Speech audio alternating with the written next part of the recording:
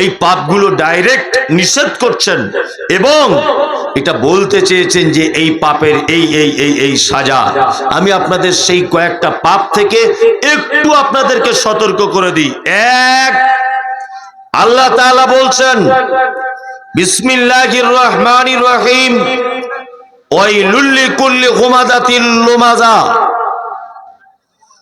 আল্লাহ বলছেন দুর্ভোগ তাদের জন্য যারা মানুষের সামনে এবং পিছনে যারা বদনাম করে, গীবত যারা করে, এদের জন্য আল্লাহ তাআলা বলছে দুর্ভোগ, মারাত্মক দুর্ভোগ। একটা কথা প্রশ্ন হতে পারে যে মানুষের পিছনে বললে না হয় গীবত হয়, সামনে বললে কেমন করে হয়? না সামনে বললেও হয়। কেমন? আমি মমতাজুল ইসলাম, আমি 10 টাকা চুরি করেছি, আপনি দেখতে পেয়েছেন আমি চোর, চুরি করেছি। আপনি ছাড়া পৃথিবীর কেউ জানে না। আমি কোনো চায়ের দোকানে বসে আছি, আপনি ওই চায়ের দোকানে গেছেন, গিয়ে সবার সামনে আমাকে বলছেন মমতাজুল সাহেব আপনি যে 10 টাকা চুরি করে নিয়েছিলেন। আচ্ছা, এই যে 20 জন লোকের সামনে আপনি আমাকে বললেন আমি চোর, আচ্ছা বলুন তো এতে আমি কষ্ট পেলাম কি পেলাম না? দুঃখ পেলাম কি পেলাম না? পেলাম। আমি অপরাধ করেছি, কিন্তু আপনি আমার সামনাসামনি বলেছেন, কিন্তু জনসমক্ষে বলছেন, এই কারণে আমি হলাম অপমানিত। আল্লাহ নবী সাল্লাল্লাহু আলাইহি ওয়াসাল্লাম বলছেন তোমার ভাইয়ের ব্যাপারে এমন কথা তোমরা বলো না যে তোমার ভাই সে কথাতে কষ্ট পায়। কি বলছি বুঝতে পারছেন না? তার ভিতরে সেই দোষ থাক আর না থাক, পিছনে তো বুঝতেই পারছেন, আমরা প্রতিটা মানুষের পিছনে। বর্তমান বাজারে সব থেকে বড় পাপ গীবত। এই পাপটা বাজারে সব থেকে বেশি চলছে না? চায়ের দোকানে থেকে শুরু করে, মোবাইল থেকে শুরু করে, ইউটিউব থেকে শুরু করে, ফেসবুক থেকে শুরু করে, চায়ের দোকানে এখানে ওখানে পাড়াতে বসে শুধু এক অপরের কথা বলি না। একটা লোক রাস্তা দিয়ে হেঁটে হেঁটে যাচ্ছে, তা আর একজনা বলছে যে আব্দুল করিম দেখ 2 তলা বাড়ি করেছে কি সুন্দর। এই কথাটা শুনে তো আর একজন তখন বলছে ওরে কেন বাড়ি করেছে জানিস? ওই কিষানগঞ্জে একটা লোকের 4 লাখ টাকা মেরে দিয়েছে, তুই জানিস? হ্যাঁ ও মেরেছে, তোমার বাপ দেখতে গিয়েছিল। ও যে টাকাটা মেরেছে কে দেখতে গিয়েছিল? তুমি দেখতে গিয়েছিলে? যাওনি। অথচ পবিত্র আল কোরআন কি বলছে? ইয়া আইয়ুহাল্লাযীনা আমানু, এই তোমরা যারা ঈমানের স্বীকৃতি দিয়েছো তোমরা শোনো, ইজতানিবু কাসীরাম মিনাজ জান ইন্না বা'যাজ জান্নি ইসমুন। তোমরা মানুষের ব্যাপারে অধিক ধারণা করা থেকে বাঁচো, নিশ্চয়ই কতক ধারণা মহাপাপ। ধারণা করে কথা বললে উল্টো পাল্টা হয় কি হয় না? হয় কি হয় না? হয়। এটা কি? মহাপাপ। আমাদের নবী মুহাম্মদ সাল্লাল্লাহু আলাইহি ওয়াসাল্লাম মিরাজের রাত্রিতে, মিরাজের যাওয়ার জন্য রাস্তায় চলছেন। কোন রাস্তা কেমন ভাবে কি ব্যাপার ওটা আমি বলতে পারবো না। জিবরিল আমিনের সঙ্গে তিনি চলতেন। চলতে চলতে দেখছেন রাস্তাতে অনেক ঘটনা। একটা ঘটনা তিনি দেখতে পেলেন যে একটা লোককে রক্তের নদীতে ফেলে দেওয়া হয়েছে। রক্তের নদীতে লোকটা হাবুডুবু খাচ্ছে, বারবার রক্তের নদী থেকে উঠে নদীর পারে আসার চেষ্টা করছে। আল্লাহ রাসূল সাল্লাল্লাহু আলাইহি ওয়াসাল্লাম বলছেন নদীর পাড়ে দাঁড়িয়ে থাকা আমি ফেরেশতাদেরকে দেখলাম, বড় বড় তাদের হাতে পাথর। সেই পাথর দিয়ে ওই লোকটা যখন নদীর পাড়ে আসার চেষ্টা করছে তার মাথাতে নিক্ষেপ করছে, তার মাথাটা ভেঙে চৌচির হয়ে যাচ্ছে, আবার সাথে সাথে মাথাটা ভালো হয়ে যাচ্ছে। জিবরিল আমিনকে বললাম এই লোকটা কে, যার এই কঠিন সাজা হচ্ছে? জিবরিল আমিন বলছেন এটা আপনার উম্মতেরই ওই লোকটা, যে লোকটা সুদের টাকা খেত, কিয়ামত পর্যন্ত আযাব হতে থাকবে। এটা বিহারের মাটি, হয়তো এখানে এসব চলে না, সুদ টুদ নেই। এই তুমি খৈনি খাচ্ছ কেন? জলসাতে বসে আমার সামনে খৈনি বলে গালে ভরে দিচ্ছে। আশ্চর্য ব্যাপার, কি মানে সিস্টেম দেখুন। ছি ছি ছি ছি, একটু আগে, আরে আল্লাহকে তো ভয় করেন না, অন্তত মানুষকে একটু ইয়ে করুন। আপনি এত সামনে বসে খৈনি বলে গালে ভরে দিচ্ছেন, এটা তো আরে ব্যাপার আছে। আসলে ওটা নয়, ওদেরকে আমরা বোঝাতে পারিনি। কি বলছি বুঝতে পারছেন? ওদেরকে বোঝানো যায়নি। যাই হোক, আল্লাহ নবী সাল্লাল্লাহু আলাইহি ওয়াসাল্লাম বলছেন, আমি দ্বিতীয় আর একটা লোককে দেখলাম, যে লোকটার হাতের নখগুলো তামা দিয়ে তৈরি করা। কি দিয়ে? তামা দিয়ে, বড় বড় নখ। লোকটাকে দেখলাম তার মুখের চামড়াগুলো, গালের চামড়াগুলো সে ছিঁড়ে ফেলছে, আবার ভালো হয়ে যাচ্ছে, আবার ছিঁড়ে ফেলছে। জিবরিলকে বললাম, লোকটা কে? এই লোকটাকে যে নিজের নখ দিয়ে তার চামড়াগুলো ছাড়াচ্ছে কে? গোস্তগুলো ছাড়িয়ে দিচ্ছে কে? বলছে, এটা আপনার উম্মতেরই আর একটা লোক, যে মানুষের পরনিন্দা গীবত চগলখড়ি করে করে বেড়াতো। এই লোকটার সাজা হচ্ছে কিয়ামত পর্যন্ত সাজা হতে থাকবে। কত বড় পাপ, বুঝতে পারছেন তো?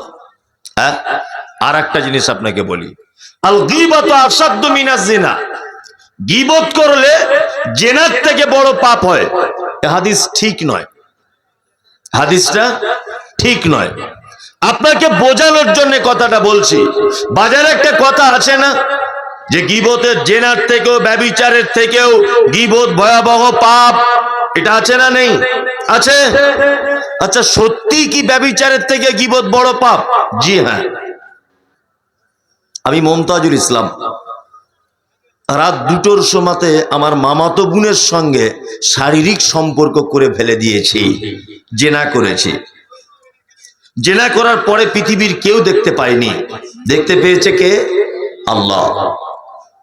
ফজরের নামাজের আগে আমার মনে আল্লাহর ভয় চলে এলো, যে আমি যে আমার মামাতো বোনের সঙ্গে পাপ করেছি, আল্লাহ তুমি ছাড়া কেউ জানে না, জীবনে কোনোদিন এ পাপ করিনি, আজকে ফার্স্ট টাইম করে ফেলেছি, আল্লাহ তুমি আমাকে ক্ষমা করে দাও। একদিন, 2 দিন, 3 দিন, 4 দিন, 1 বছর আমি দোয়া করছি, আল্লাহ তুমি আমার পাপ ক্ষমা করো। নামাজের পরে পড়ি, বসে যাচ্ছি হাত তুলে, আমি নামাজের পরে পড়ি ক্রন্দনরত অবস্থায় আল্লাহকে বলছি, আল্লাহ মামাতো বোনের সঙ্গে পাপ হয়েছে, পাপ ক্ষমা করে দাও। বলুন তো, পাপ ক্ষমা হবে কি হবে না? হবে, হবে, ইনশাআল্লাহ হবে।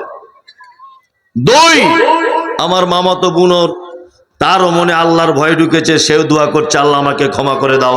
1 বছর দোয়া করছে, ক্ষমা হবে কি হবে না? হবে। আপনি চায়ের দোকানে বসে একটা লোকের বদনাম করেছেন, কি? যে মমতাজুল ইসলাম আমাদের মসজিদের একটা ঘড়ি চুরি করেছে, বদনাম করে দিলেন। চায়ের দোকানে লোক ছিল কত না? 20 জন লোক। 20 জন, তারা সবাই শুনেছে। আমি এই গীবতের ব্যাপারে বক্তব্য রাখতে গিয়ে কিষানগঞ্জে আপনি ছিলেন, আপনার মনে আল্লাহর ভয় ঢুকে গেল, ওরে বাবা আমি তো এই লোকটার বদনাম করেছি। আপনি তাড়াতাড়ি করে আমার কাছে এসে বলছেন, ভাই মুমতাজুল সাহেব আপনার নামে একটা মিথ্যা বদনাম দিয়েছি, দয়া করে আপনি আমাকে একটু ক্ষমা করে দেন। আমি বললাম, ঠিক আছে, আপনাকে ক্ষমা করে দিলাম, ক্ষমা করে দিলাম। আচ্ছা বলুন তো, আমি ক্ষমা করে দিলাম, তারপরে লোকটা ক্ষমা পেল কি পেল না? পেল। পৃথিবীতে একটি মাত্র পাপ আছে, একটি পাপ, যে পাপ ক্ষমা পাওয়ার কোন পদ্ধতি মুহাম্মদ সাল্লাল্লাহু আলাইহি ওয়াসাল্লাম বলেননি। আপনি নামাজ পড়ছেন না, 30 বছর যাবত বেনামাজি থাকলেন, আপনি 31 বছর বয়সে নামাজ পড়া ধরেছেন, আপনি দোয়া করুন, আল্লাহ 30 বছর শয়তানের চক্রান্ত পড়ে নামাজ পড়তে পারেনি, আপনি আমাকে ক্ষমা করে দেন। 1 দিন, 2 দিন, 3 দিন, 4 দিন ক্ষমা চান, আর নিশ্চয়ই আপনার 30 বছরের নামাজ না পড়ার কারণে যে পাপ হয়েছে, এ পাপ ক্ষমা হয়ে যাবে ইনশাআল্লাহ। জেনা করেছেন, ক্ষমা হয়ে যাবে।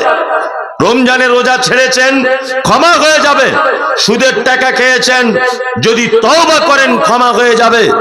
কিন্তু আপনি কারোর গীবত করেছেন, আপনি যদি তওবা করেন যে আল্লাহ আর কোনোদিন গীবত করব না, কোশ্চিন কালেও ক্ষমা নেই। আমি মমতাজুল ইসলাম যদি আপনাকে ক্ষমা করেই দিই, তবুও ক্ষমা নেই। কারণ পৃথিবীতে একটা পাপ আছে, যে পাপের বাচ্চা হয়, যে পাপের বাচ্চা হয়। পৃথিবীতে একটা পাপ আছে, যে পাপের বাচ্চা হয়। কি পাপ? তার নাম গীবত। চায়ের দোকানে বসে আমার নামে বদনাম 20 জনকে বলেছেন, ওই 20 জন আরো 20 জনকে বলেছে, ওই 20 জন আরো 20 জনকে বলেছে, ওই 20 জন আরো 20 জনকে বলেছে। গোটা কিষানগঞ্জ এলাকায় হয়েছে মমতাজুল ইসলাম ঘড়িচোর। আমি না হয় ক্ষমা করে দিলাম, আর ওদের কাছে কে ক্ষমা চাইবে? ওদের কাছে ক্ষমা চাইবে কে? এই পাপ থেকে যদি আপনি ক্ষমা পেতে চান, একটা কাজ। কি কাজ?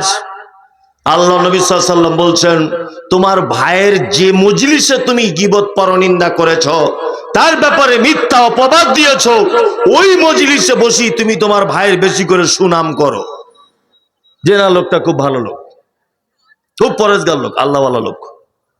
না না, এই লোকটা খুবই অমায়িক লোক, খুব ভদ্র মানুষ। যে জায়গাতে আমার দুর্নাম করেছেন, ওই জায়গাতে এসে আবার আমার বেশি বেশি করে নাম করেন, তাহলে ইনশাআল্লাহ ক্ষমা হতে পারে। দুই নম্বর হচ্ছে আল্লাহ সুবহানাহু ওয়া তাআলা বলছেন আর একটি কথা, আল্লাযী জামা মালান ওয়া আদ্দাদা, যারা তার সম্পদকে জমা করে করে রাখে, গুনে গুনে রাখে। আজকে 1 টাকা, কাল 2 টাকা, কাল 20 টাকা, কাল 1 লাখ, পরশু 1 কোটি, যারা জমা করে করে রাখে। ইয়াহসাবু আন্না মালাহু আকলাদা, তারা মনে মনে ভাবে যে আমার মাল চিরস্থায়ী থাকবে, আমি চিরস্থায়ী থাকব, আমার মাল আমাকে বাঁচাতে পারে। মাল কখনো বাঁচাতে পারে? পারে? পারে না। আপনারা বিহারের মানুষ, আমি বাঙ্গালের মানুষ, ওই জন্য আপনাকে একটা কথা বলি, পশ্চিম বাংলার বামফ্রন্ট অর্থাৎ সিপিএম পার্টির একটা বড় নেতা ছিলেন, উনি এক সময় মুখ্যমন্ত্রীর পদে ছিলেন, নাম হচ্ছে তার জ্যোতি বাবু। নাম শুনেছেন? জ্যোতি বাবু। একটা রাজ্যের তিনি মুখ্যমন্ত্রী, অসুস্থ হয়ে গেছিলেন। 13-14 দিন যাবৎ কলকাতা এবং বিদেশে চিকিৎসা করা হয়েছিল, কোটি কোটি সম্পদ দিয়ে তাকে বাঁচানোর চেষ্টা করা হয়েছিল। বেঁচেছে? বেঁচেছে? বাঁচেনি। আজও পর্যন্ত এই দেশের মাটিতে অনেক সংসার ভালোবাসার অভাবে নষ্ট হয়ে যায়। অনেক সংসার, অনেক মেয়ে সামান্য তার স্বামীর কাছে একটু প্রেম না পাওয়ার কারণে নিজেকে আত্মহত্যার পথ বেছে নিয়ে সুসাইড করে। করে কি করে না?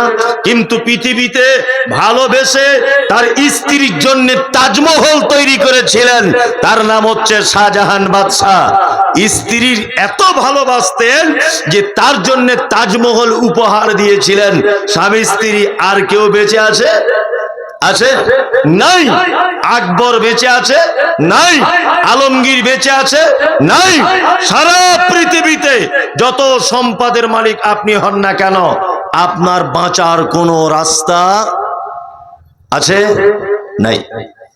পৃথিবীর সব কথা ভেজাল, ডুপ্লিকেট, 2 নম্বরি, চিটিংবাজি। এটা হতে পারে, এটা হতে পারে, সম্ভব। একটা কথা, কোনো চিটিংবাজি 2 নম্বরই নেই, তার নাম মৃত্যু। আছে? কোন 2 নম্বরই আছে? কোন 2 নম্বরই নেই। আপনাকে মরতেই হবে। মাল বাঁচানো যাবে? যাবে না। অনেক লোককে দেখতে পাওয়া যায়, চাচা মসজিদে এসো, নামাজ পড়ো, রমজানে রোজা রাখো, এসো জলসাতে, এসে হাদিস কোরআনের কথা শোনো। উত্তরে কি বলে? এখন একটু টাইম কম, অল্প বয়স তো, কিছু টাকা পয়সা না কামালে ছেলেদের ভবিষ্যৎ করতে হবে। বলছে কি বলছে না?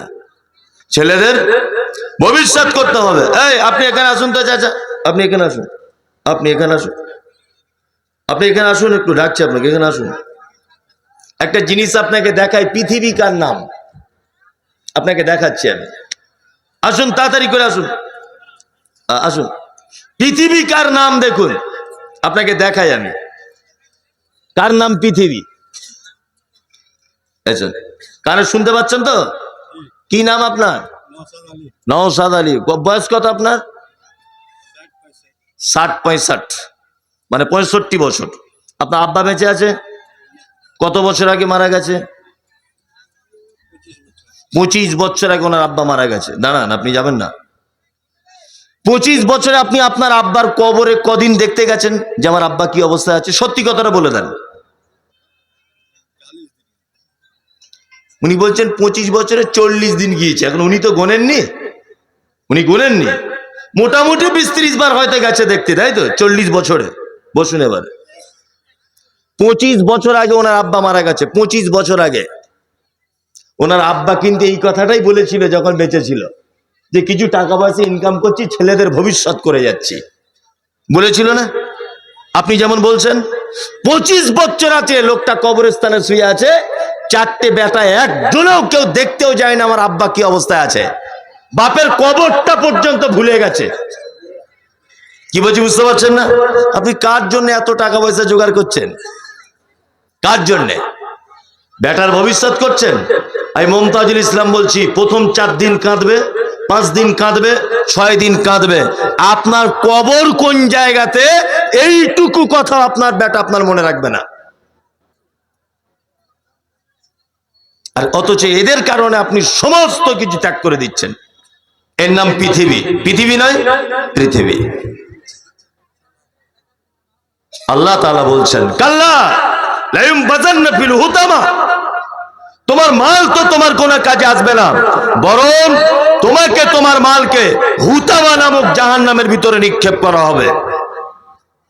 ওমা আদরাকা মাল হুতামা, আল্লাহ নবীকে বলছেন, নবী আপনি কি জানেন হুতামা কি?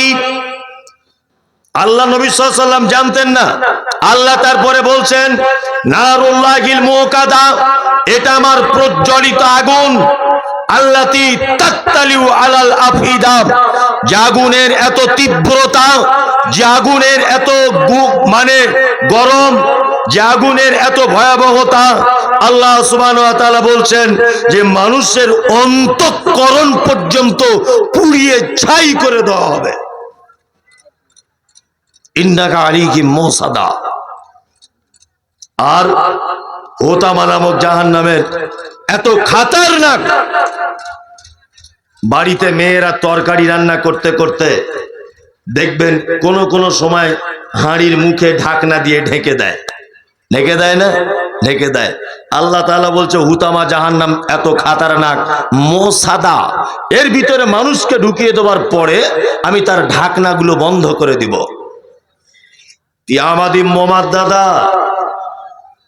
শুধু ঢাকনা বন্ধ করব না, আমি জাহান্নামীদের বড় বড় আগুনের তৈরি করা থাম্বা, এই থাম্বাতে তাদেরকে আগুনের তৈরি করা জিঞ্জিল দিয়ে তাদেরকে পেঁচিয়ে বেঁধে রাখবো, যাতে তারা পালাতে না পারে। এইখানে আপনাকে একটা কথা বলে দিই, শুনে রাখলে খুব ভালো হবে। সেটা হচ্ছে এই, আচ্ছা বলুন, আল্লাহ যদি কিয়ামতের মাঠে কোনো মানুষকে বলে, এই তুমি এইখানে দাঁড়াও, এইখানে দাঁড়াও, এই কথা যদি বলে, তাহলে একটা মানুষ আর পা তুলে হাঁটতে পারবে? যাওয়ার ক্ষমতা রাখে? রাখবে? রাখবে না। সমস্ত হুকুমের মালিক কে? আল্লাহ। তা আল্লাহ তো জাহান্নামীদেরকে বলতে পারতেন, এই তুমি জাহান্নামের ভিতরে বসে থাকো, এক পা লড়াচড়া করবে না। এটা বলতে পারতেন কি পারতেন না? পারতেন কি পারতেন না? আল্লাহ তাআলা এই কথা না বলে বলছেন ওদেরকে জাহান্নামে ভরে ঢাকনা লাগিয়ে দিব। দুই, কিয়ামাদি মোমাদ দাদা, জাহান্নামের খুঁটি থাম্বাতে তাদেরকে পেঁচিয়ে বেঁধে রাখবো। কারণ কি? কারণ দেখবেন গ্রামে যখন কোনো চোর যখন ধরা পড়ে, গ্রামে কোনো চোর যখন ধরা পড়ে, তখন গ্রামের মেম্বার, প্রধান বা গ্রামের যারা পার্টির লিডার, তারা কি করে? ওই লাইট পোস্টে ওকে বেঁধে রাখে। বেঁধে রাখে না? দড়ি দিয়ে বাঁধে। আর কি বলে? ক্ষমতা দেখাতে গিয়ে কি বলে? দেখি কোন বাপের বেটা আছে তোর হাত এখান থেকে খুলবে, বলে না অনেক সময়? আপনাদের কি বলে? গ্রামের পঞ্চায়েত বলে তো? কি বলে আপনাদের? কি মুখিয়া না কি সব বলে, হ্যাঁ হ্যাঁ মুখিয়া বলে। তা মুখিয়া সাহেব পোস্টারে বেঁধে রেখেছে ল্যাম্প পোস্টে। তা মুখিয়া সাহেব নিজের ক্ষমতা দেখাতে গিয়ে বলছে, দেখি কোন বাপের বেটা আছে তোকে এখান থেকে হাত খুলে নিয়ে যাবে। তার মানে কি উনি বোঝাতে চাচ্ছেন যে আমি এলাকার সব থেকে ক্ষমতাবান লোক। কি বলছে বুঝতে পারছেন? কিছুদিন আগে লকডাউনে বাবরি মসজিদ ভেঙে দিয়েছে, দেখেছেন? মানুষগুলোকে চালাকি করে ঘরে ঢুকিয়ে দিল যে তোরা সব ঘরে থাক, কেউ বার হবি না, সব করোনা হয়ে যাবে, কেউ বার হবি না। সব মানুষকে আস্তে আস্তে করে ঘরে তালা মেরে দিল, বাজারঘাট বন্ধ, সোশ্যাল মিডিয়া বন্ধ, নেটওয়ার্ক বন্ধ, চারিদিকে সব বন্ধ। ঠিক ভিতর দিক দিয়ে আস্তে আস্তে আস্তে আস্তে করে বুলডুজার দিয়ে মসজিদটা ভেঙে দিয়েছে। ত্রিপুরার মাটিতে দেখতে পেয়েছেন যে মসজিদে আগুন লাগিয়ে দেওয়া হয়েছে, দেখতে পেয়েছেন না? পেয়েছেন? দেখতে পেয়েছেন। আচ্ছা বলুন, সারা ভারতবর্ষের ক্ষমতায় যিনি বসে আছেন, এর থেকে ক্ষমতাবান ভারতবর্ষে আর কেউ আছে? আছে? নেই। আল্লাহ তাআলা বলছেন কিয়ামতের দিনে অপরাধীদের খুযুহু ফাগুল্লু সুম্মা জাকিমু সাল্লু, তাদের অপরাধীদের হাতগুলোকে বাঁধা হবে, হিচড়াতে হিচড়াতে তাদেরকে জাহান্নামে নিক্ষেপ করা হবে। জাহান্নামে নিক্ষেপ করার পরে আমি আল্লাহ সুবহানাহু ওয়া তাআলা জাহান্নামে তাদেরকে বেঁধে রাখবো। আর আমি আল্লাহ আহকামুল হাকিমিন, বিচারকের বিচারক, আমি সেদিন আমার ক্ষমতা দেখাতে গিয়ে বলবো, দেখি কোন রাষ্ট্রপতি তোমার আছে আজকে তোমার হাত খুলে নিয়ে যাবে, দেখি কোন লিডার তোমার আছে আজকে এখান থেকে হাত খুলে নিয়ে যাবে। বলুন তো সেদিন স্বৈরাচারী, স্বৈরাচারী, বদমাইশ, লম্পট, গুন্ডা, অপরাধী, তাদের যে হাতগুলো বাঁধা থাকবে, এই হাত কিয়ামতের মাঠে কেউ খুলে দিতে পারবে? কেউ পারবে? পারবে না। একচ্ছত্র মালিকানার দায়িত্ব থাকবে কে? আল্লাহ সুবহানাহু ওয়া তাআলা। কয়েকটা পাপ বলে দিলাম, ছোট্ট ছোট্ট কয়েকটা পাপ। এক, গীবত করবেন না, বিনিময় জাহান্নাম। দুই, টাকা জমা করে রাখুন, যাকাত দিয়ে দেন, মিস করবেন না। তিন নম্বর, এটা ভাববেন না যে আমার সম্পদ মনে হয় আমাকে বাঁচাবে, আমার মাল চিরস্থায়ী থাকবে, এটা যেন মনে করবেন না। মনে করলে কিন্তু আপনার খুব বড় বিপদ, খুব বড় বিপদ। চলুন আরেকটা সূরার একটু বাংলা অনুবাদ করে দিই। আল্লাহ সুবহানাহু ওয়া তাআলা বলেন, আরাইতাল্লাযী ইউকাযযিবু বিদ্দীন, নবী আপনি কি তাদেরকে দেখেছেন যারা কিয়ামতকে অস্বীকার করে? আচ্ছা বলুন, কিয়ামত হবে এটা বিশ্বাস আছে আপনাদের? আমার সকলের আছে? আছে। আল্লাহ তাআলা বলছেন এক শ্রেণীর মানুষের ব্যাপারে, নবীজিকে বলছেন, নবী আপনি কি তাদেরকে দেখেছেন যারা কিয়ামতের দিবসকে অস্বীকার করে? কারা তারা? ফাযালিকাল্লাযী ইয়াদউল ইয়াতীম, যারা এতিমের সঙ্গে অসৎ ব্যবহার করে। এতিম মারাত্মক একটা বিষয়। এতিম বুঝেন তো কাকে বলে? এলাকাতে তো বড় বড় আলেম আছে। আমি একজন ছোটখাটো মৌলভী সাহেব, সাধারণ মাদ্রাসায় পড়া। দেখুন, বক্তা আলাদা, বড় আলেম আলাদা।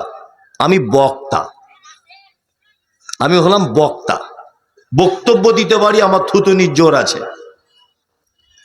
কিন্তু এলাকাতে খুব বড় বড় বড় বড় আলেম আছে, আমার জানাও আছে। কিষানগঞ্জ এলাকাতে বিশাল মাদ্রাসাও আছে। যাই হোক, যে বড় বড় আলেম আছে এলাকাতে, আমরা বড় আলেম নয়। আমি অন্তত পক্ষে, আমার এই গলার জোর আছে, এই জন্য মানুষ ডাকে, এছাড়া আমার কোনো কেরামতি নেই। তারপরেও আপনাকে বলছি, এতিম সমাজের আলেমরা, আমরা আর কি, মানে আমাদের মতো যারা, আমরা সামাজিক কিছু বিষয় আছে যে বিষয় নিয়ে আলোচনা করি না। এই আলোচনা না করার কারণে এই ব্যবস্থাপনাগুলো এমন এক সিস্টেমে পরিণত হয়েছে যেগুলো অন্যান্য সম্প্রদায়ের মানুষের কাছে উপহাসের পাত্র। এতিম, এতিম। আচ্ছা বলুন তো দেখি, অনেক মুসলিম লোক যখন ভিক্ষা করতে যায় না, ভিক্ষা করে তো? হ্যাঁ করে। অনেক মুসলিম লোক ভিক্ষা করে। অনেক হিন্দু ভাইরাও ভিক্ষা করে, করে না? যারা গরিব মানুষ করে। তো আমি একদিন বাজারে একটা দোকানে বসে আছি, একটা দোকানে, তা একটা লোকের কাছে আমি দূর থেকে দেখছি একটা ডাবওয়ালা ডাব কেটে বিক্রি করে। তার ডাব কাটাওয়ালার কাছে একটা